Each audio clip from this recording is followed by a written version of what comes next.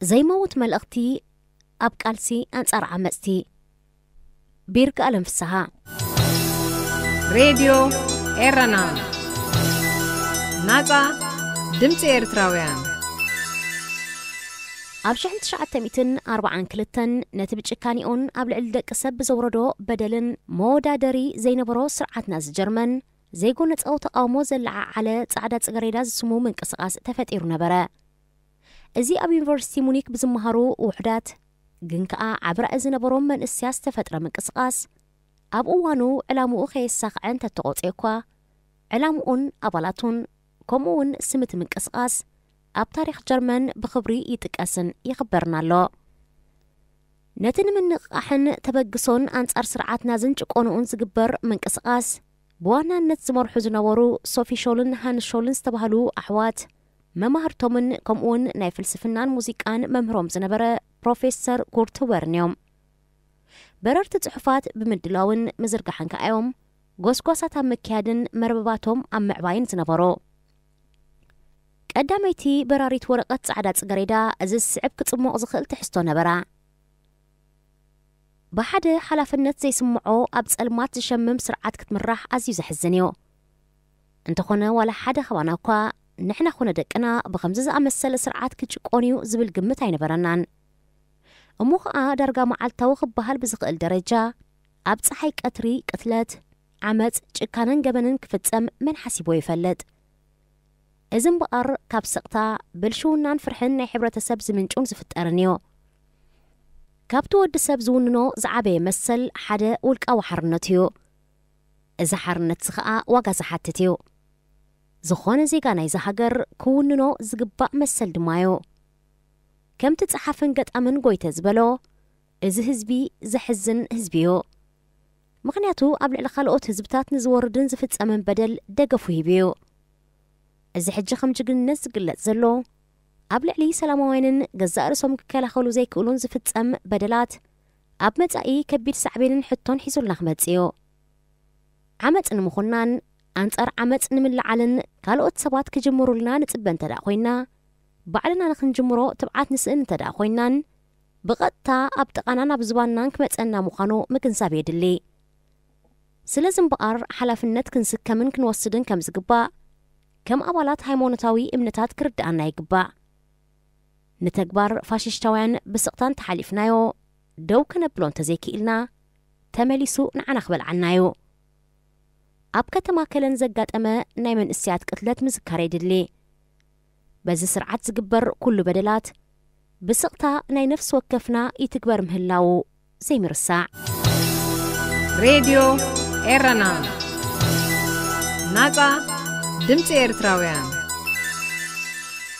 طلق زي بلا ملأخت زنبراك قدامي تبراريت ورقت أبيدان ببتمس بتحت كالأيتي أدالون زرقحون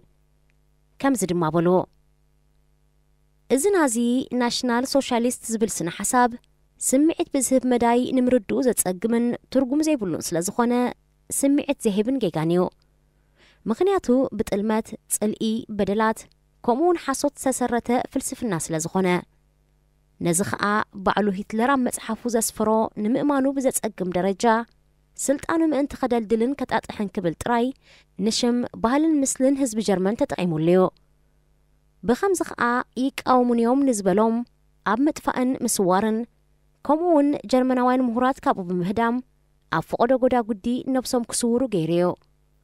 بزغلو تكبراتو خاء أب موداتا بتحنا مهلاونا ملكتيو انبقر حلوفنا جمجيمنا نحد حدنا تحقاقيزنا تنفاسن عرفتن كيهابنايو تقاليسنا خنت فوق رايزولونا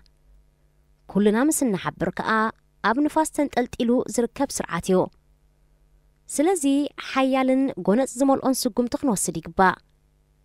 مودات أبزي بلو سكيات كمنبار زخبر سكيات كفيلكا شقرات كمفتس أمي بلد إزبرار صحفنا بزعبا أيهوداوين كنا حتى تيخون كنكلا خلالهم بزب العلامات تتصحفي كونن يقداس كم حدا أبنت كن وسطون تداخوينا أبها قرنان أمريتنان بجبوت زتفتسامة أستاد 300 شيح أيهوداوين بجكانن بأسكحكحي أقباب زتجفجفون زتقتلون كومون أب كتماكلن استقتلو من السياس زيقاتاتنان أبلع لسب أو الناس ورد قبن أبنت بمخانيو اتبقصالي انريو زلنا اب لعل ايهوداوያን اب كل صوتات زورد زلو بدل كل عدمه 15 اسرا اب كونسنتريشن كامب بمكابن اب جرمن اب قدود قلبتاو سراح نخوافرو مقدادن كمون ندق انستيو ايهود اب عطو كامب ناينروي موساد اب دق سبات زورد زلو ماسيتي نعنا نجرمناوያን اب ጥንታውን ድሕሩን ደረጃ ሕብረተሰብ ከም ንስራዕ ዝገበረዮ እዚ ግብርናይ መቕጻሉ ምኽንያት ከኣ ከም ሕብረተሰብ ምስ ሞት ክመሳሰል ኣብ ዝኽእል ዓሚቕ ናይ ስቕታ ድቃስ ስለ ዘለናዮ ስለዚ ካብዚ ምስ ሞት ዝመሳሰል ስቕታና እንተዘይተብራቢርና ክንቃወምን አንጻር ዝገበን ዝፍጽም ዘሎ ስርዓት ክንቃለስን ድምፅና ከነስምዕን እንተዘይክኢልና መወዳእታ ዘይብሉ ዕዳም ስካምና ዘይተርፍ ምዃኑ ክስቆረና ይግባእ እምበኣር ነፍሲ ወከፍ ካብ ዝዕዳ ሓራኽን ወፅእ ሕጂ እውን ግዜ ኣለና ሬድዮ ኤረና ናጻ ድምፂ ኤርትራውያን ካልአይቲ በራሪት ወረቐት ተዘርግሐት እዞም ህዝቢ ኣነቓቂሖም አንጻር ዓመፅ ደው ከብልዎ ዝነቐሉ ኣባላት ምንቅስቓስ ጻዕዳ ጽገሬዳ መልእኽትታቶም ዝያዳ እናዓሙቑ ቀጸሉ ትዕስቶ እታ ሰዓበት ሳልሰይቲ በራሪት ወረቐት ድማ እዚ ስዕብ ዘካተተ ኮይኑ ንረኽቦ ሃገረ መንግስቲ ብኽልሲ ሓሳብ ጥራይ ክቐውም ኣይክእልን እዮ ምስ ግዜ ዓቢ ይበስል ልክዕ ከምቲ ሓደ ሰብ ተወሊዱ ዓብዩ ዝግባእ ክንክን ረኺቡ ተሞኪሩ ኣብ ዝብጻሕ ንኽበጽሕ መስርሕ ዘድልዮ ከምኡ ከዓ ሃገረ መንግስቲ መስርሕ ክኽተል የድልዮ ስለዚ ከዓ ባህሊ ሕብረተሰብ ቅድሚ ምስራት መንግስቲ ዝነበረ ምዃኑ ክዝንጋዕ የብሉን ቅድሚ ባህሊ እውን ስድራ ቤት እያ ነይራ ልዕልን ቅድምን ኩሉ ዕድመ ልክዕ ወዲ ሰብ ዘለዋ ስድራ ቤት እያ ናይዚ ኩሉ ምትእሳርን ምትእኻብን ከኣዩ ሃገረ መንግስቲ ንምምስራት ዘኽእል መሰረት ናይዚ ኩሉ ድማ ፍትሓውነት እዩ ፍትሓውነት እምበኣር ኣብ ፍትሓዊ ሰማያዊ ሕጊ ምርኩስ ዝገበረ ኮይኑ ምኽባር ሕግን ፍትሕን መሰል ናይ ካልኦት ምኽባርን ቀዳምነታት ክኸውን ይግባእ እዛ ኣብዚ እዋን እንነብረላ ዘለና ሃገር ግን ከምቲ ኣቐዲሙ ዝተጠቕሰ ብፍትሓዊ ሕገ መንግስቲ ዝምራሕ ዘይኮነስ ብውልቀ መላኺ እትምራሕን እትመሓደርን ሃገር እያ እዚ ካብ ንፈልጦን ዝርድኣናን እውን ውሕዱ ኣይገበርናን እንተኾነ ኣስቂጥና ኢና ዘለና እስከ ንተሓተት እዚ ዝኸውን ዘሎ ንፈልጥ እንተደኣ ኮይና ስለምንታይ ኢና ቆላሕታና ቀልቦን ዘይንህቦ ስለምንታይ ከ ምጽማም መሪፅና እዚ ዓማፅ ስርዓት ቀስ ብቐስ ንዓመፃቱን ገበናቱን ወግዓዊ ኣካል ናይ ስርዓቱ ክሳብ ዝገብሮ ዲና ንጽበ ዘለና ነዚ ስርዓት ከም ዘይቅጽል ምግባሩ ድሌት ጥራይ ዘይኮነስ ናይ ነፍሲ ወከፍና ግዴታ እውን እዩ ከም ፍጹምን ልዕሊ ኩሉ ኣገዳሲ ነገራትን ክንጥምቶ ድማ ይግባእ ኣብ ውሽጢ እዚ ውሕድ ግዜ አንጻሩ ግብራዊ ስጉምቲ እንተዘይወሲድና ኣብ ልዕሊና ዝውሰድ በደላት ይውስኽ ጥራይ ዘይኮነስ ናይቲ ሳዕቤን ተሓተቲ ምዃንና እውን እናወሰኸ ክኸይድ እዩ ስቕታ ኣካል ናይ በዳሊ ስለ ዝገብር ምናልባት እቶም ዝበዛሕኩም ነዚ በራሪ ጽሑፍና ኣንበብቲ ጥራይ ክትኮኑ ትኽእሉ ከምኡውን ከምቲ ንዓና ነጺሩልና ዘሎ ነጺሩ ከይረኣየኩም ይኽእል ተቢዕኩም ስጉምቲ ንኽትወስዱ ዕድል ዘለኩም ከይመስለኩም ይኽእል እቲ ንሕና ከነርእዮ ደሊና ዘለና ግን ነፍሲ ወከፍ ዜጋ በቲ ዓቕሙ ክትሓባበር እንተኽኢሉ ዕምሪ ናይዚ ስርዓት ክሓፅር ከም ዝኽእል እዩ ብሓባር ብምስራሕ ግብራዊ ስጉምቲ ብምውሳድ ሓድሕዳዊ ምርዳእን ምትእማንን ብምድልዳል ዕምሪ እቲ ስርዓት ምሕፃር ግብራዊ ዝኾነሉ ግዜ ርሑቕ ኣይከውን እዩ ስለዚ እምበኣር ልኡምነት ቅልጡፍ ለውጢ ከምጽእ ስለ ዘይክእል ኩሉ ህዝቢ ብሓንሳብ ደው ክብል ይግባእ ነዚ ስርዓት ንምእላይ ድማ ብኩሉ ሸነኽ ተበግሶና ክዓቢ ይግብኦ ካብዚ ዝዓቢ ቀዳምነት ስለ ዘየለ ድማ ናይ ግድን ኣብ ቀዳማይ ደረጃ ሰሪዕና ነዚ ስርዓት ክንኣልዮ ይግባአና ሽርሕታት ኣብ ኩለን ስነ ፍልጠታዊ መዳያት ኣብ ሃይማኖታዊ ቦታታት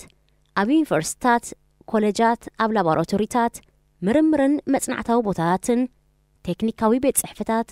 ኣብ ባህላውን ስነ ጥበባውን ንጥፈታት ዝሰርሑን ዝርከቡን ዜጋታት ኣካል ናይ ዝቓልሲ ክትኮኑ ንጽዋዕ እቲ ስርዓት ሓሳባቱን መደባቱን ኣብ ምትግባር ዝጥቀመለን ጋዜጣታትን መጽሔታትን ኣብ ምፍሻለንን ምንጪ ኣታዊታቱ ምእንቲ ኸይኮነ ኣብ ምዕጋትን ክንሰርሕ የድሊ ሬድዮ ኤረና ናጻ ድምፂ ኤርትራውያን اتزرقح سفيح اتمنق أحون عباء ብዙሓት ነቲ ሓሳባት ተቐቢሎም ዝርግሑ ደገፍትን ተሓባበርትን ናይቲ ምንቅስቓስ ተፈጢሮም እቶም ተባዓትን ሰብራእን ዝነበሩ ኣባላት ምንቅስቓስ ጻዕዳ ጽጌረዳ ድማ ኣበርቲዖም ቀጺሎም ራብዒት በራሪት ወረቐት ድማ ኣዳለዉ እዚ ውልቀ መላኺ ካብ ጀርመን ሓሊፉ ናብ ኤውሮጳ ካብኡ ሓሊፉ ከዓ ናብ ኣፍሪቃ ዘስገሮ ኩናት ኣውጊድሎ በታ ኣብ ግብፂ ዝገበሮ ምትኽታኽ ኩናት ዝጠፍኡ ሰባት ቁፅሪ የብሎምን መዓልታዊ ግን ኣብ ራሻ ጥራይ ኣሽሓት ይጠፍኡና ነይሮም እቲ እዋንቲ በብግዚኡ ባቡራት መሊአን ናብ ጥፋት ይሕንበባ ነይረን እዚ ኩሉ ክኸውን ከሎ ኣደን ስድራን ናይቶም ዝጠፍኡ እኳ እንተዘይፈለጣ ሂትለር ግን ነቲ ናይ ህልቂት ውፅኢት እናፈለጦ ይሕስወና ነይሮ ነፍሲ ወከፍ ካብ ልሳን ሂትለር ዝወፅእ ቃላት ሓሶትዮ ሰላም ኢሉ እንተተዛሪቡ ኩናት ዝብል ትርጉም ይዝህልዋ ደለይቲ ሰላም ኢሉ ክገልጽ ከሎ ሓይሊ ናይ ዓማጽ ማለት እዩ መልኣኽ እንተይሉ ሰይጣን ማለት እዩ ብኣጠቓላሊ ካብ ኣፉ ዝወፅእን ልቡ ዝሓስቦን ዝኸሓነ ጽልእን ገሃነብን ቂምታን ጥራይ ምዃኑ ክንፈልጥን ክርድኣናን ይግባእ ነዚ ኩሉ ድሕሪ ምርኣይ ዝጠራጠር ህዝቢ እንተሃልዩ ግን ብስነ መጎት ክሓስብ ከም ዝግብኦ ነዘኻኽር እዚ ኩሉ ዝገበሮ ኩናት ናይ ዲያብሎስን ኣንጻር ክርስቶስን ምዃኑ ክንግንዘብ የድሊ ስለዚ ነዚ ጽሉል ዓመፀኛ ነብስኻ ክትከላኸልን ክትቃለሱን ብምሉእ ዓቕምኻ ክትብገስ ይግባእ ሓይሊ ዝውልቀ መላኺ ኣብ ጽልእን ኣብ ወተሃደራዊ መሓውራቱን እዩ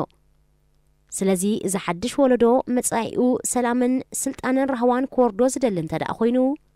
ብምሉእ ዓቕሙ ክቃለሶ የድሊ ብምባል ንተግባራትን ቃላትን እቲ እከይ መራሒ ኣቃሊዑን ኮኒኑን ቀጺሎምን በተመሳሳሊ መንገዲ ጻውዒት ንኹሉ ህዝቢ ጀርመን እትብል ሓሙሸይትን ንኹሎም ተምሃሮ ዩኒቨርሲታትን ኮሌጃትን ሙኒክ እትብል ሻዱሸይትን በረርቲ ወረቓቕቲ ኣዳለዉ ሶፊ ምስ ሓዋ ሃንስ ናይታ ሻዱሸይቲ ጽሕፍቲ ቅድሓት ኣብ ሳምሶናይት መሊኦም ናብቲ ዝመሃሩሉ ዩኒቨርሲቲ ሙኒክ ኣምጽእሞ ተምሃሮ ካብ መምሃሪ ኣዳራሻት ምስ ወፁ ክረኽቦ ኣብ ዝኽእሉ ኮሮዴታት በተንዎ ሽዑ ኸኣዮም ኢድ ብኢድ ምስ ወረቓቕቶም ዝተታሕዙ 18 ለካቲት 1943 ከዓ ነበረ እቲ ንጭቆናን ኩናትን ዝቃወም መልእኽታቶም ድማ ናይ ክድዓት ተግባራት ተሓስበ ሶፊ ሾልን ሓዋ ሃንስ ሾልን መሓዝኦም ክሪስቶፍ ብሮብስትን ናይቲ ክድዓት ዝተባህለ ተግባር ተሓተቲ ተባህሉ ክቕንጸሉ ድማ ተፈርዱ እዞም ናይ ትብዓት ኣብነት ዝኾኑ መንእስያት እምበኣር በቲ ኣንቂሖም ከድሕንዎ ዝተበገሱሉ ህዝቢ ደገፍ ብዝረኸበ ዓማፅን ቀታልን ስርዓት ናይቲ ኣትሪሮም ዝቃወምዎ ተግባር ዕጫበፅሖም 22 ለካቲት 1943 ተቐንጸሉ መምህሮም ፕሮፌሰር ሁበርን ካልኦት መሓዝቶምን እውን ኣብ ዝደሓረ ኣዋርሕ ተመሳሳሊ ዕጫበፅሖም እዚ ክኸውን ከሎ ብዘይካ ተወዲ 49 ዓመት ዝነበረ መምህሮም እቶም መንእስያት ኣብ ክሊ ዕድመ 22-25 ነበሩ እታ ናይ ትብዓት ኣብነት ምዃና ታሪኽ ብዋንነት ዝጠቕሳ ሶፊ ሾል ድማ ዝነኣሰትን ጓል 22 ዓመት ጎርዞን ነበረት እዞም መንእስያት ነታ ክፈጥርዋ ዝበሃጉ ክርእይዋ ግን ከዓ ዘይከኣሉ ናይ ሎሚ ጀርመን ጀጋኖኣዮም ሃገሮም ኣብታ ወረቓቕትና ዘርግሑ ዝተታሕዙላ ቀጽሪ ዩኒቨርሲቲ ቤተ መዘክር ደኪና ጎድናታት ብስሞም ሰይማ ንትብዓቶምን ባህጎምን ብኽብርን ብሓበንን ትዝክሮላ